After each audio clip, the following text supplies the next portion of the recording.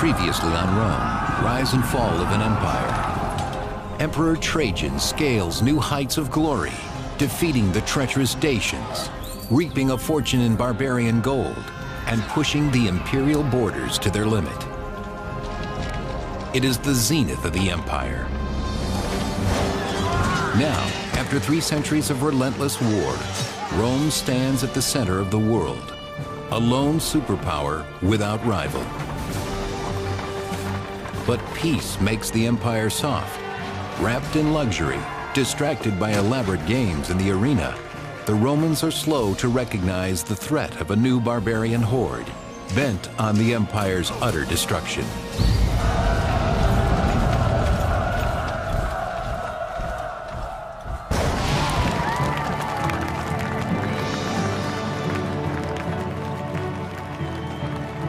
In the 200 years following Julius Caesar's death, the empire blossoms. Peace and prosperity usher in Rome's golden and silver ages. But it may be too much of a good thing. The peace had, of course, allowed Rome to concentrate their economic energies inward, away from military affairs. And it's this that may have produced the sort of general air of prosperity and flourishing of arts. It may also, however, have had various pernicious side effects. The people, as they became used to not fighting, found themselves subsequently reluctant to fight. They may have left themselves somewhat less prepared than they otherwise would have been. But barbarians along the frontier, ever restless, continue to probe and raid, seeking weak spots on the empire's immense borders. By 160 AD, the border stretches across 3 continents, and 400,000 soldiers protect the 50 million people lucky enough to live inside. Back in Rome, the young heirs to the imperial throne live a comfortable life in their father's palace. Their names are Marcus Aurelius and Lucius Verus. Plucked from separate aristocratic families while still boys, both are adopted by Emperor Antoninus Pius, who has no sons of his own. The princes could not be more different, according to 3rd century historian Cassius Dio. Marcus was often frail of health and devoted the greater part of his time to letters. Verus, on the other hand, was a vigorous man of younger years. A free spirit, Verus's rowdy exploits frequently shock Rome. In contrast, intellectual Marcus Aurelius takes his position seriously. Marcus Aurelius had been groomed for rule longer than just about anyone else in the history of the empire. Between his 2 sons, Emperor Antoninus has a clear favorite, the scholarly Marcus. To him, he gives his prized possession, his daughter Faustina, making Marcus the senior heir.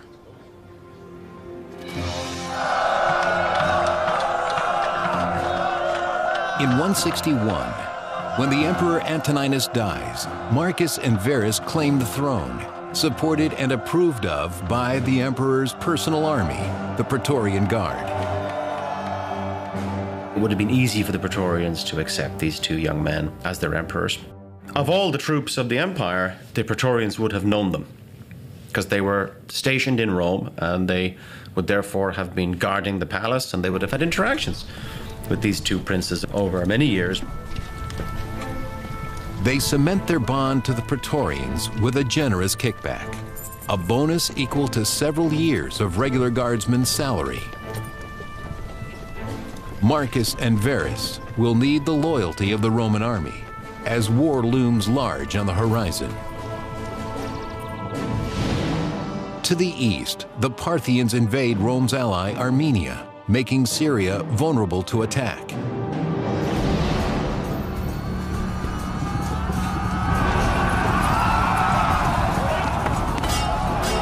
Classical historian Cassius Dio. The Parthian general hemmed in the Romans on all sides. striking them down and destroying the whole force, leaders and all. The fighting is savage, and Roman forces cannot hold against the Parthian assault.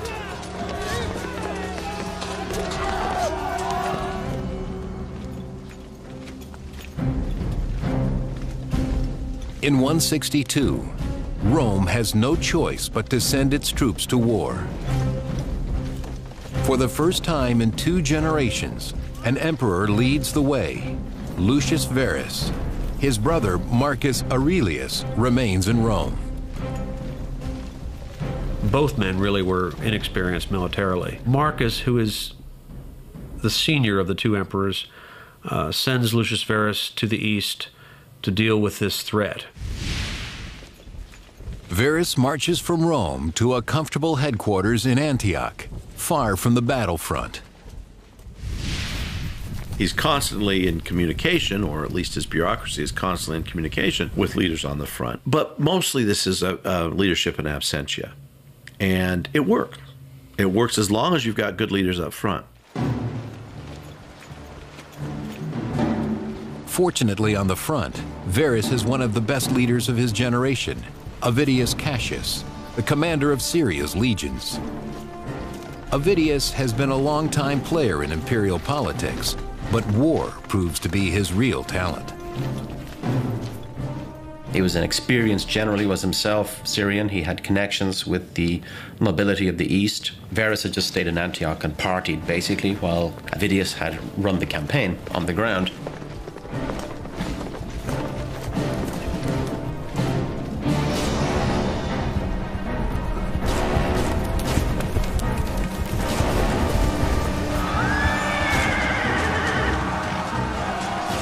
Avidius masterminds a string of victories that take the Romans into the Parthian heartland, face to face with their enemy. The real killing that Roman soldiers did came at arm's length. That frightened everybody. To keep fighting at arm's length when your enemy is there with a sword or an axe, and you can't tell what's going on behind you or to the side of you because you're wearing a helmet. You can hardly hear and you can only see straight ahead. It required courage and dedication and overcoming your fear to an overwhelmingly amazing degree. Over the next 3 years, Avidius and his troops make a brutal sweep across Parthia.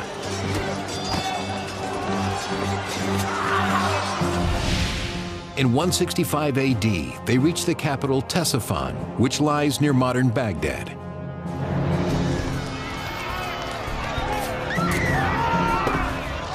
The Romans cruelly ravaged the ancient city. Classical historian Cassius Dio. When the Parthian king was deserted by his allies, Avidius pursued him into Ctesiphon and razed his palace to the ground. The looting gets out of hand. While plundering the temples of the local gods, the soldiers steal sacred vessels and other treasures. It's an abomination to violate temples. Divine punishment for the crime comes swift and furious.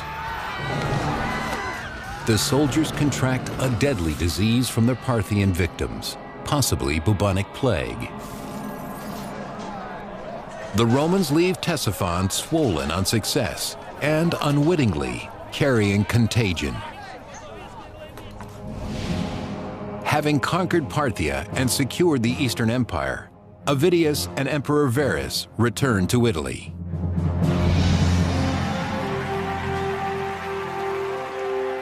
The city honors the glorious victory with a magnificent parade, public feasts, and games that pit gladiators against captives, all part of an extraordinary exhibition known as a triumph.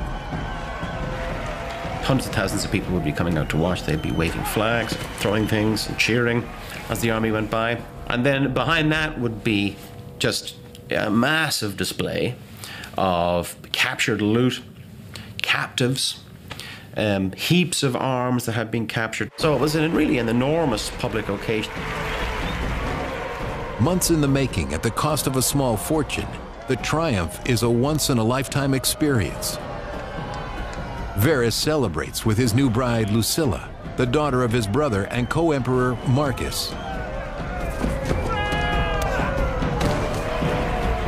When Marcus Aurelius and Lucius Verus celebrated this triumph in the 160s, the whole generation had been born and had reached middle age and had never seen a triumph. So it was a huge event. It would have been a major event.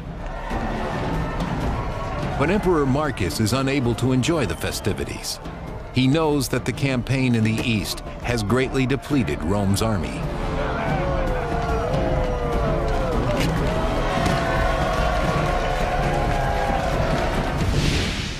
And even as Rome parties, savage barbarians prepare to attack the reduced defenses on the empire's northern frontier.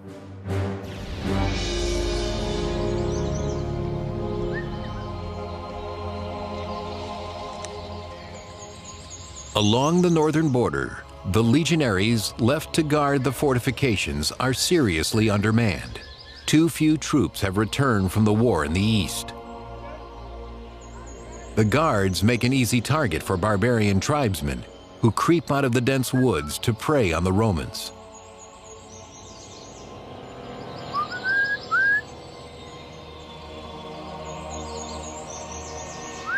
The fighting abilities of the Germans in the 2nd century had grown proportionally, astronomically, compared to the initial encounter between Germans and Romans that went all the way back into the 2nd century BC.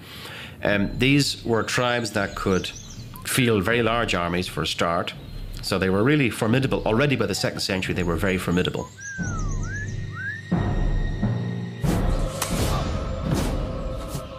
Out on the edges of the empire, soldiers are mercilessly cut down. The dark forests of Germania become their tomb.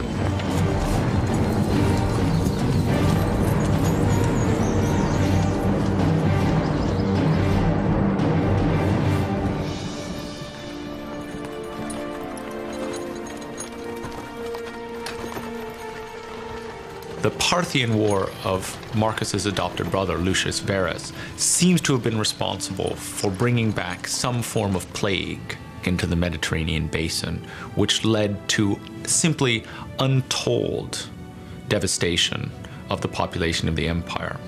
Some very, very large percentage of the Roman world died off in the reign of Marcus Aurelius. Estimates vary from 10 to 25%. And it will have been very, very much worse in major population centers because the people were piled one on top of each other.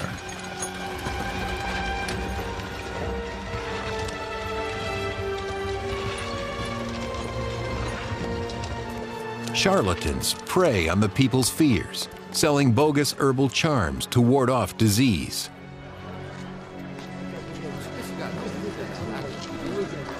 They say the plague is the gods' revenge for raiding Parthian temples. Emperor Marcus must atone for their sin with a sacrifice.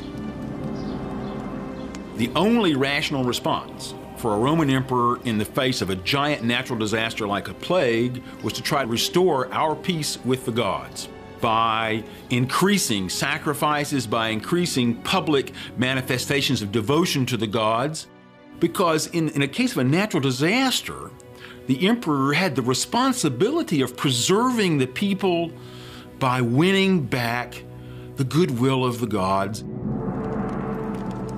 Despite 7 days of sacrifice, the gods are still hungry.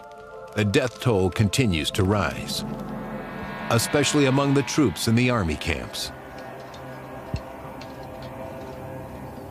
So a lot of experienced soldiers would have been lost, and large numbers of the civilian population. So it was hard to rebound quickly.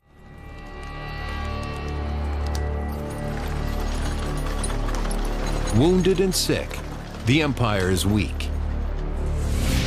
Its enemies swoop in for the kill.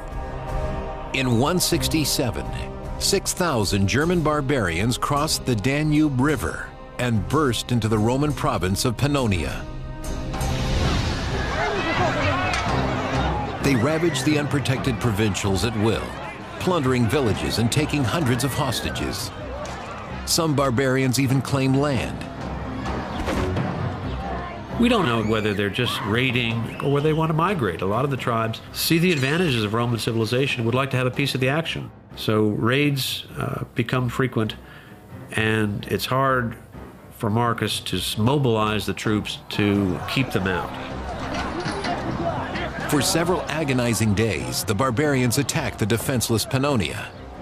The Roman legions are too far away, strung out along the vast frontier. When the legionaries arrive at last, the ferocity of the Germans nearly overwhelms them. I suspect that a lot of them would have had imitation style or even captured Roman equipment. So I think a German army of the time of Marcus Aurelius would have presented quite a formidable facade. Just as the first wave falters, more Roman troops arrive from other points along the border. Their well-timed cavalry assault, coupled with fresh infantry, forces the barbarians to retreat.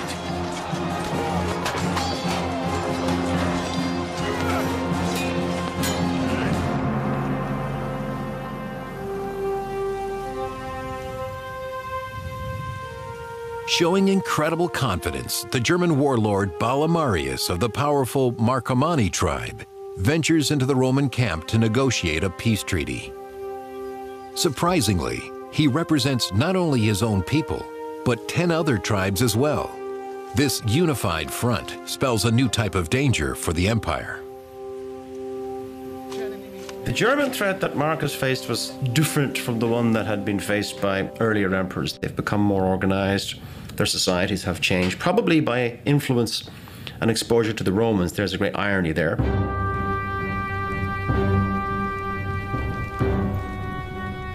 Alarmed by the growing barbarian menace, Emperor Marcus heads for Pannonia. With no experience in battle, Emperor Marcus must rely on his chief military officer, Pompeianus, to help him earn his glory. German raids had gone across the Danube, stealing cattle, stealing slaves, stealing goods for centuries.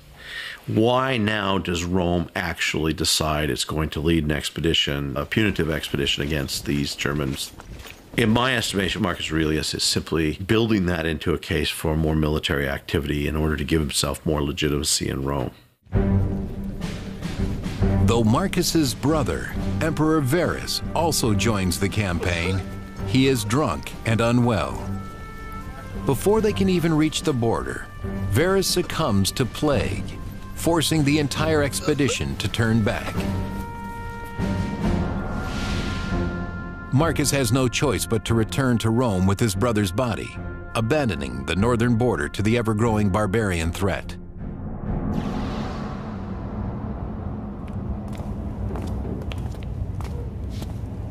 He returns to a court facing its own crisis. The empire's many wars have exhausted the royal treasury. There is nothing left to fund a new expedition against the Germans. Most officials probably were wealthy enough that a missed payday wouldn't matter much. But a soldier who was basically living hand to mouth and supplementing that living by gathering booty from conquest, those things begin to matter. Unable to pay his soldiers, Marcus resorts to extreme measures according to the Augustan history. Marcus held a public sale of his own imperial furnishings. He sold goblets of gold and crystal, and even his wife's silken gold embroidered robes. It's sort of as if the royal family in England ran out of money and had to put a lot of, had to put the crown jewels in eBay or something to raise money. I call this a public relations scheme because you couldn't possibly raise enough money to manage a war by selling off your second and even your third set of china, which is more or less what the emperor did. But it amounted to an attempt to show that even the emperor was going to make a personal sacrifice in favor of the common good. The sort of sacrifice that Americans once made in the buying of war bonds in World War II.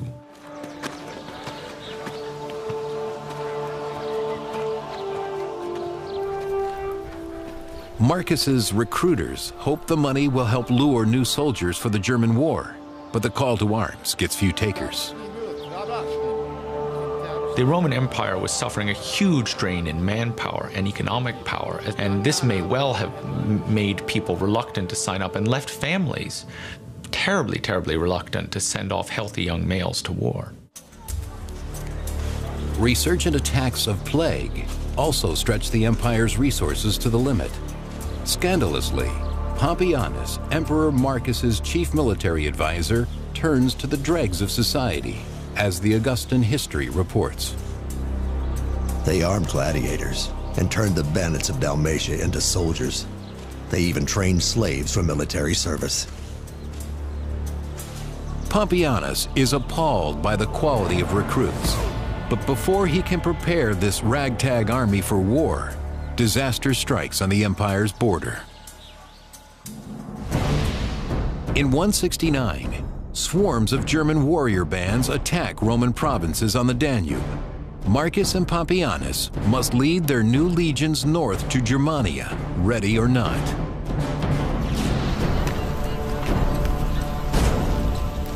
Fighting on the barbarians' home turf, the inexperienced Roman army is clearly outmatched. When Germans were able to draw the Romans across the Danube and fight in forested terrain, where the Roman soldiers were not able to develop their military lines, not able to use their auxiliaries effectively, the Germans had the advantage, and they often won. In the spring of 170, the greatest of the German tribes, the Marcomanni and the Quadi, square off against the Romans and crush them.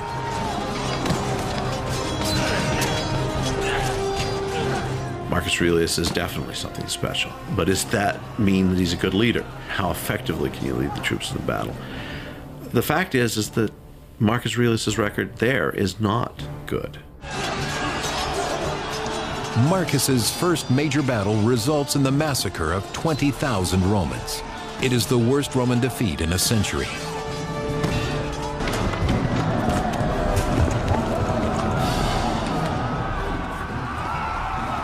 In 170 AD, they pounce upon the rich port town of Aquileia, near modern-day Venice, and ravage it at will. It is the first time in 3 centuries that barbarians raid the Italian heartland.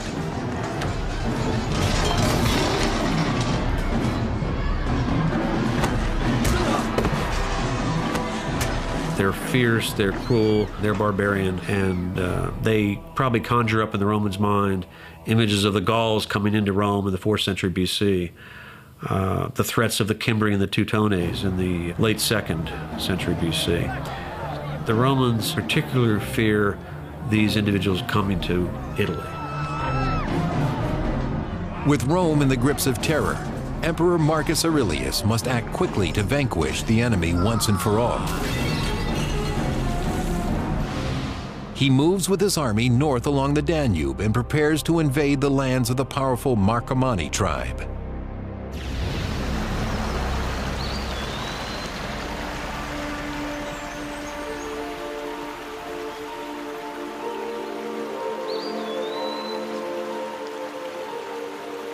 The cold green forests of the north are alien to the Roman emperor. Alone and far from the only home he has ever known, Marcus adjusts poorly to the rugged life of an army officer. His health declines. We know that the famous ancient doctor Galen was Marcus's personal physician for a time. And we know that Galen prepared a medicine for him to take every day, both to treat current illnesses and to stave off future ones. In particular, plague, which continues to devastate his troops. With death constantly on his mind, Marcus records his innermost thoughts in a journal known as the Meditations. It is still in print today and reveals a man grappling with his fate.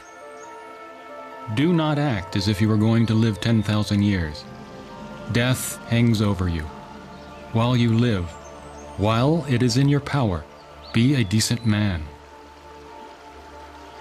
Philosophy gives him a way of dealing with the crises, of dealing with the unpleasant things he has to face on a daily basis along the Danube. The solitude of the deep German woods is a far cry from the chaos and bloodshed Marcus will meet on the battlefield. He launches a series of military strikes in the lands of the most dangerous tribes, the Sarmatians, the Quadi, and the Marcomanni.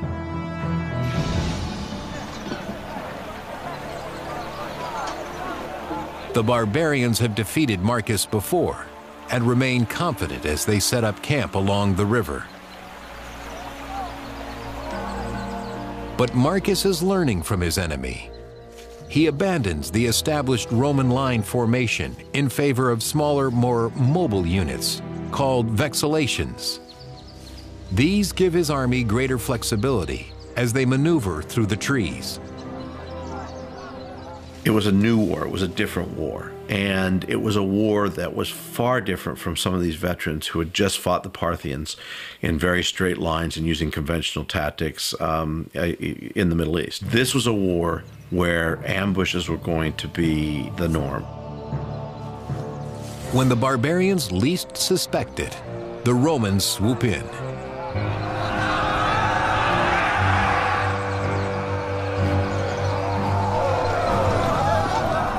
In the heat of battle, a Roman soldier was on a very dangerous tightrope. He had to balance this incredible adrenaline rush that would lead him to attack. He had to stay calm even though his hormones are overcoming him. He had to set aside the natural panic that affects anybody when you're going to be only 2 feet away in a killing zone that's just as dangerous to you as to your enemy.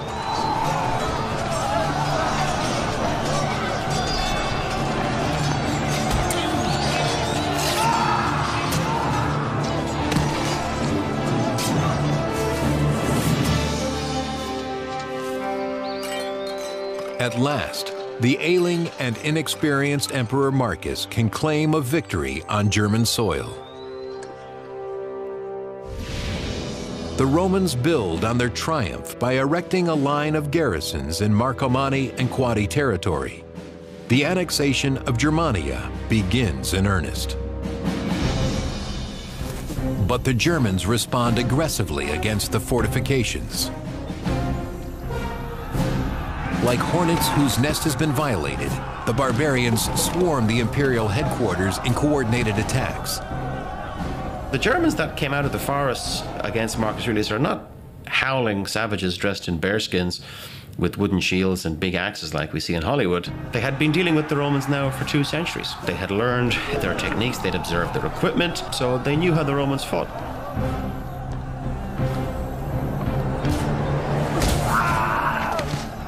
If they breach the fortress, the Romans know they will destroy everyone inside.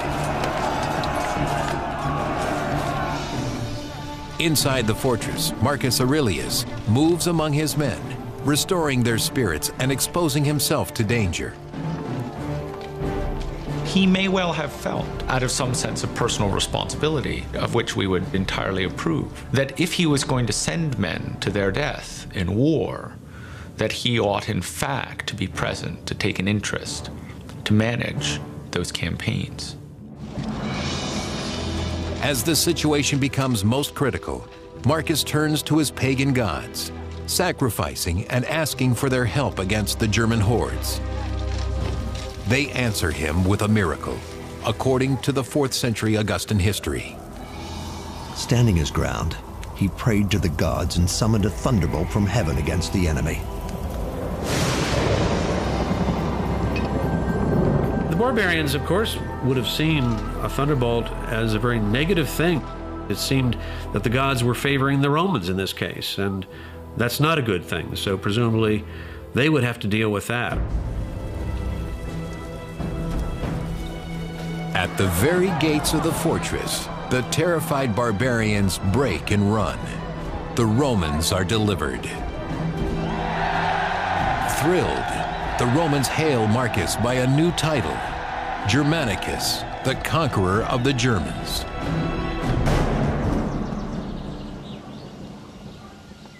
Even the peaceful German farming communities are not safe from Marcus's wrath. The the Romans prove their mastery by the edge of their swords.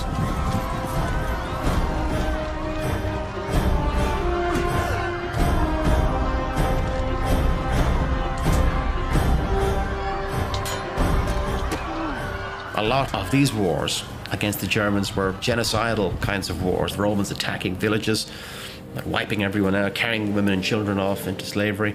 We see soldiers bringing heads of defeated enemies to get rewards. The Romans record the ugliness of the conflict on a towering monument, which commemorates Marcus's German campaigns. It is known as the Aurelian Column. The Marcus Aurelius column is saying this is a brutal, nasty business that your emperor is doing for your safety, and this is the cost of it. You know, it's not pleasant.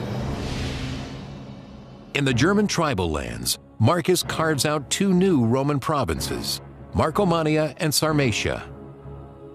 But just as they seem to be stabilizing, disturbing news comes from an unexpected quarter, Egypt.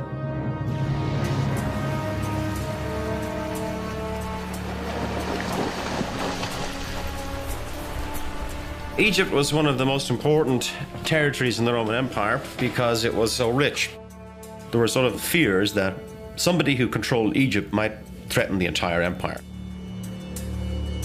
These fears prove well-founded when Egyptian rebels lead a bloody revolt against their Roman leaders. The terror in the desert only increases.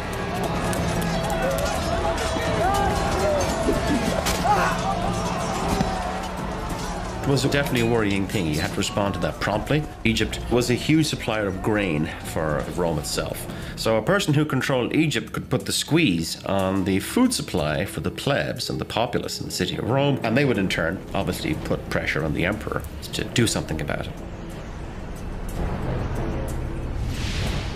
In 174, Marcus sends to Syria, where he has 3 legions stationed. He directs them to Alexandria, Egypt. At the head of the avenging army rides one of Marcus's oldest and most trusted friends, Avidius Cassius. Marcus Aurelius designated a famous and successful general under his command, Avidius Cassius, to have an overarching command in the eastern half of the empire,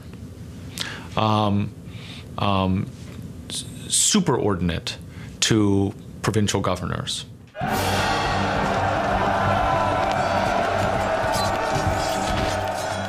The hero of the Parthian campaign does not disappoint. Avidius puts down the rebellion swiftly, securing the Egyptian territory and its wealth for the empire.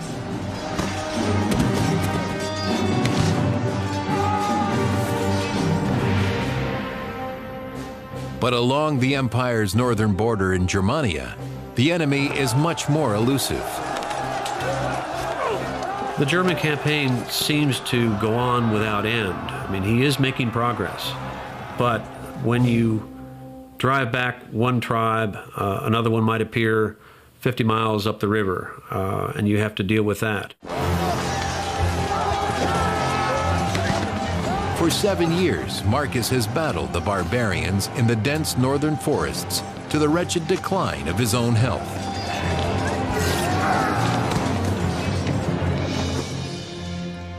In 175, he falls ill on the German frontier. Whether it is plague or ulcers, his death seems imminent. His nurse and wife, the Empress Faustina, has stood by him for 20 years. Now she worries about her own future. If you're an empress or a princess, it's very clear what happens if the male that you're attached to dies or falls from grace or is usurped. Then your life expectancy can be reckoned in minutes, along with that of your children. You want to be sure that your husband is doing well and is healthy and is supported. And if he's not, then you need to be thinking about contingencies. Grief overwhelms Faustina. Who will protect her if he dies? She offers her hand and the empire to another noble, Avidius Cassius, the popular commander of the armies in Egypt. Eager to gain the glory he knows he deserves, Avidius leaps at the chance to become emperor. The Augustan history. While Marcus still breathed, Avidius Cassius spread false rumors of his death. Indeed, he told his army that the Senate had already decreed Marcus a god. Then, he declared himself emperor. Avidius may also have felt that it was for the benefit of the people. I mean, Marcus Aurelius is considered to be a good emperor, but he was not a strong emperor in many ways. Not necessarily so good in the military arena.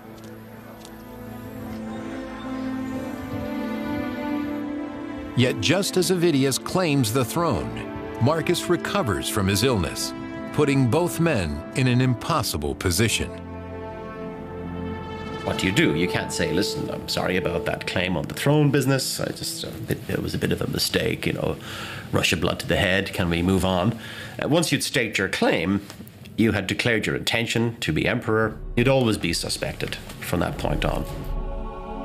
This was threatening to Marcus Aurelius for a number of reasons. Avidius Cassius was a major military commander in charge of a significant number of troops. And now he intends to take those troops to Rome itself and assert his claim.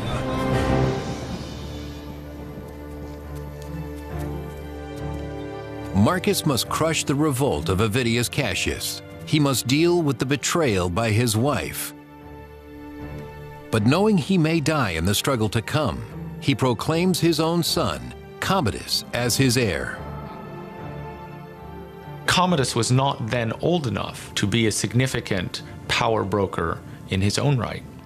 Marcus Aurelius does not ever seem to have considered anyone other than his son to succeed him. Having been spoiled in the indulgences of his royal youth, the boy has yet to prove his character or worth as a soldier, but he is Marcus's only son. The choice will not be a good one for Rome. Why did he appoint Commodus? Well, because Commodus was his natural son, and this was the normal way for Roman aristocratic families to think. It had always been the case that Roman upper-class senators and aristocrats had promoted themselves over many generations. With his son's position secured, Marcus turns now to the wife who betrayed him to Avidius Cassius. Astonishingly, he forgives her. Marcus did not punish Faustina afterwards. He was a very intelligent man and understood, perhaps, after a heart-to-heart with her, what her motives were. He didn't in any way put her aside or divorce her or in any way dishonor her. As his troops prepare to march against the armies of Avidius Cassius, a messenger approaches, sent by Avidius's soldiers. They have ousted the usurper, hoping to avoid the true emperor's revenge. They know the price of treason. The usual course of action would be for rounds of denunciations, interrogations, tortures, exiles, executions, forced suicides. The messenger bears a grisly gift, the head of Avidius Cassius, once his great friend. Historian Cassius Dio. Marcus was so greatly grieved at Avidius's death that he could not bring himself to even look at the severed head of his enemy.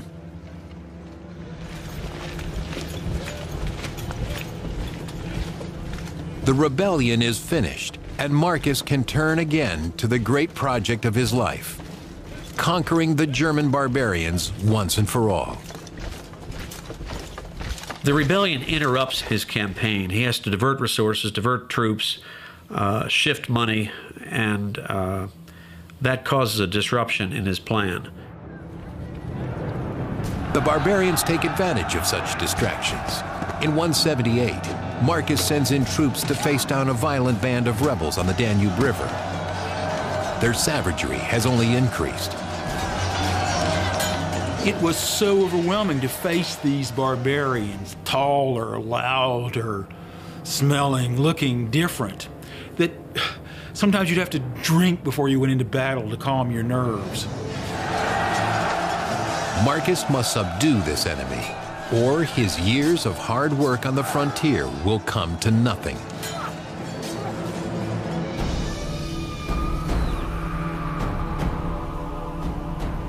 The aging Marcus isolates the rebel leaders and has them brutally put to death. He believes that just one more season of campaigning will bring the conflict to an end. The German wars of Marcus Aurelius would turn out to be extraordinarily long and protracted. But it was not clear that it was obvious to Marcus or to anyone else that they would be so from the start. Now almost 60, Marcus hopes that his son and heir, Commodus, will carry on his battle against the Germans, a struggle that has taken the best years of his life. Marcus Aurelius had trained Commodus, took him with him on his campaigns, but he was just too young. I don't think Marcus Aurelius fully realized what kind of emperor Commodus would have become. But in his role as co-emperor, the boy has become lazy, with no interest in hard-won victories, as unlike Marcus as a man could be. Still, he is by his father's side when Emperor Marcus Aurelius succumbs at last, probably to the same ruinous plague that claimed his brother.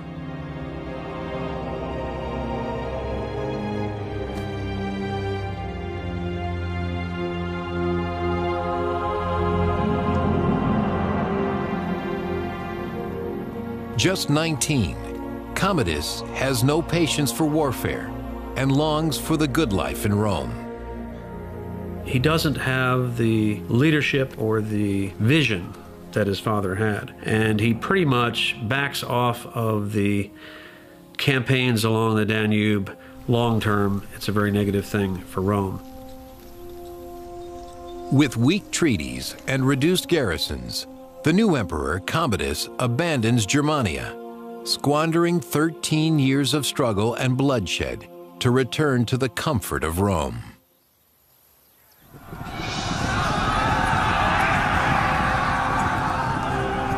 Without the vigilance of Emperor Marcus Aurelius, the great Roman Empire fights a losing battle against the barbarian swarm. And when you have a perfect storm of bad leadership, bad luck, and foreign threats, you're in really very deep trouble. What they would discover, not least in the reign of Marcus Aurelius, is that they could not withstand challenges across more than, say, a certain number of points along that border at any given time. The tide is turning for Rome. There will never be an emperor like Marcus Aurelius again. According to Dio, it is the beginning of the end. Our history now descends from a kingdom of gold and silver to one of iron and rust. Next on Rome, rise and fall of an empire. Just when the empire needs them most, Rome's ancient gods are threatened by a new religion, Christianity. As plague strikes and barbarians attack, Emperor Decius must find a way to quell the gods' wrath, or all will be lost.